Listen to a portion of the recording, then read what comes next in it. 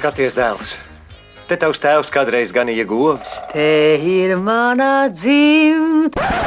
Šoreiz stāsts nebūs par daudzu gadu veidotām un lolotām lauku saimniecībām, kuras vada pieredzes bagāti saimnieki. Stāsts ir par 4 jauniešiem no 4 dažādiem Latvijas reģioniem – Zemgales, Latgales, Kurzemes un Vidzemes, kur katrs ar savu atšķirīgu saimniekošanas veidu tie tikai nesen uzsākuši darbību. Es esmu Vita un kopā mēs brauksim uz laukiem, lai iepazītos ar pietiekami drosmīgiem jauniešiem, kas nebaidās grūtību un savu dzīvi vēlas saistīt ar saimniekošanu laukos.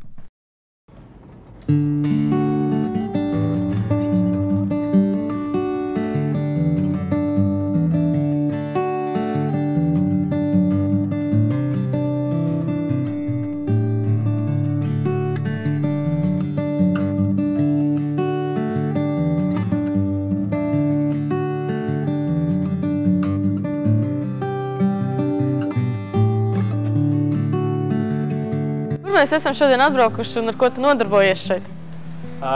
Mēs šobrīd atrodamies Mazdzērvīšu struktūra vienībā Vectilgaļos. Šeit ir mūsu tā jaunā piensaimniecības ferma, komplekss, 320 laucumām govīm, plus vēl jaunlopiem. Un tā kā, ir ko darīt. Vai vienmēr zināji, ka saimniekos laukos, ja kā tu nokļuvi līdz Mazdzērvītēm? Es no bērnības jau dzīvoju Mazdzērvītēs, bet Mazdzērvītēs, jā, mēs tad saimniekojām, teiksim, tur uzcēla jauno fermu kādā 2000. gadā, tad līdz pagājušam gadam tur strādājam, un no 13. gada decembra mēs esam pārvākšies uz jauno kompleksu, kur pārsvarā saimniekojam, teiksim, mēs ar brāli šobrīd. Jā. Pēc vidusskolas aizceļoju uz Ameriku. Tur nebija gan ilgu brīdi, bet ar to arī pietika, lai saprastu, ka man tomēr patīk laukos un ka viss tā šovbiznesa padarīšana arī nav tik vienkārši. Un tad es sapratu, kopš tā brīža, kad atbraucu atpakaļ, tad gan vēl ar tādu lielāku sparu iesaistījos. Mēs esam balstījušies vienmēr uz to, lai govīm būtu pēc iespējas vairāk svaigā gaisa un svaiga barība 24 stundas diennaktī, tā kā šūdens, tīrs guļvietas un tā. Roberta saimniecība joprojām attīstās. Lai pārvietotos no vienas saimniecības daļas uz citu, mēs braucam ar auto. Jau tūdaļ redzēsiet modernizētos laukšanas piena zāli, ko Roberts realizēs, izmantojot Eiropas atbalstu lauksaimniekiem. Ja mēs varēsim slaukt, teiksim, 10 tonnas dienā, tad tas būs tā kā normāli, 32 litri no govs vidēji dienā. Tas nav nekas pārdabisks, bet ir nācies slaukt arī vairāk. Bet jā, viss šīs te lietas, kas ir šeit redzams, pieņemsim, lāksnīšu dzesētājs, ja? Tas šeit cirkulē augsts ūdens, un tas viss piens, piens nāk silts. Un šeit var salīdzināt, te ir tas, kas nāk no govīm, cik silts, un pieliec otru roku šeit, kāds viņš aiziet uz basēnu. Ja, tas no piena tiek noņemts viss siltums un ar to uzsildīts ūdens.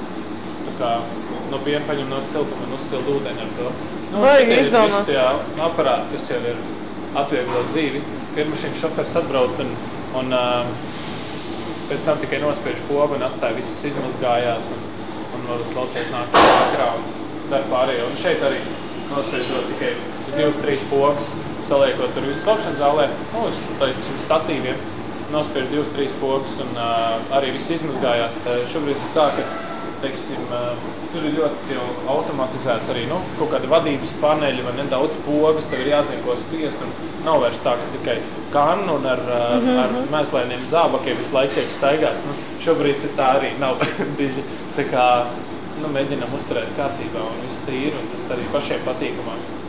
Katru dienu var, mēs no rīta parasti atnākam, apskatāmies, kas ir noticis, vai ne?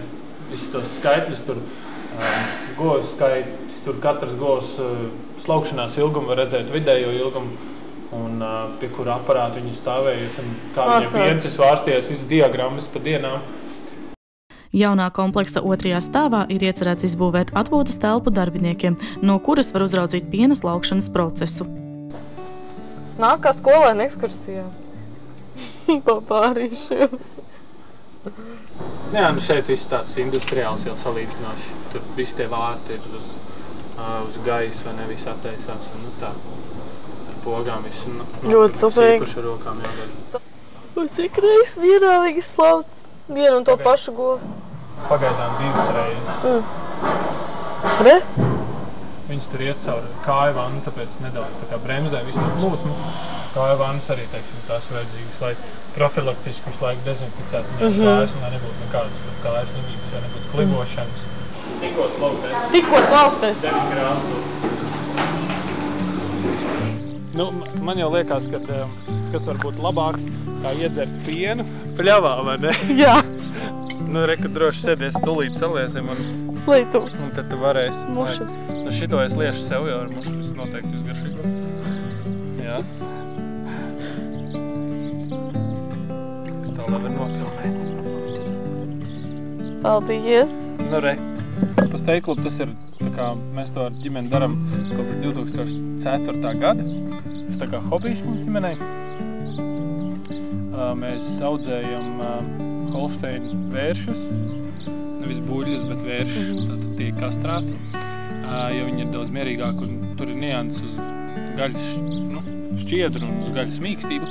Bet jā, to mēs darām kopš 2004. gada. Un šobrīd mēs salīdzinoši ar 2004. gadu esam auguši apaļas 30 reizes. Nu tā, salīdzinoši uz to lopu skaitu, kas ir uz teikumam. Darbs fermā, principā, ziemā un vasarā diži neatšķiras. Ziemā ir varbūt bišķi mierīgāk, dēļ tā, ka nav lauku darbi jādara. Tāda lielāka, kas ir visāds sējas un ražas vākšanas. Bet tāpat ikdienas darbi pietiekot darīt, un augstā laikā, protams, ir savas nianses, kas var atgadīties, un ja uznāk liels augstums, tad arī nākās bišķiņ ātrāk pakustēties, lai nebūtu augsti, un kādas stundas ilgāk varbūt pastrādāt, lai nodrošinātu to, lai vēlreiz uzraudzītu, vai lopē viss ir kārtībā.